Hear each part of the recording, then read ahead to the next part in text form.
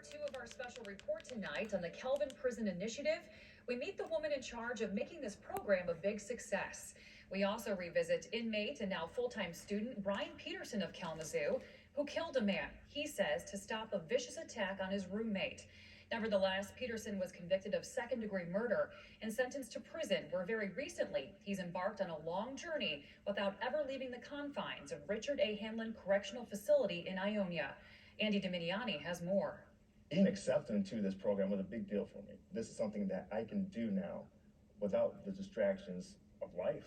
The distractions of life for Brian Peterson have been many and detrimental. Convicted of murder for the death of Luke Vincent in Kalamazoo in 2012, he's 11 years into a hefty prison sentence. Although he's not even eligible for parole for another 9 years, he's already planning for his future on the outside by trying to better himself on the inside.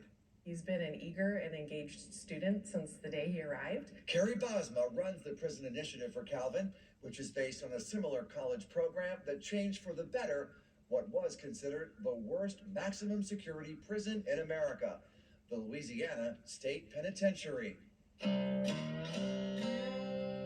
It was a very violent environment there that improved dramatically when university-level courses were offered in the 1980s.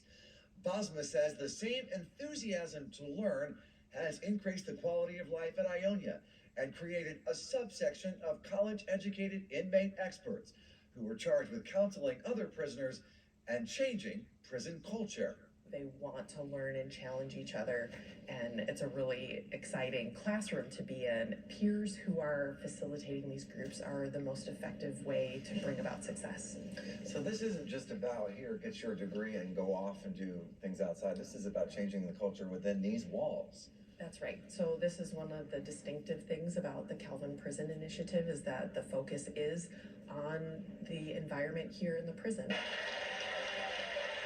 At the end of every session, there's a graduation ceremony as close to the real thing as it can be. The graduates get their degrees in front of friends and family with their whole new lives in front of them.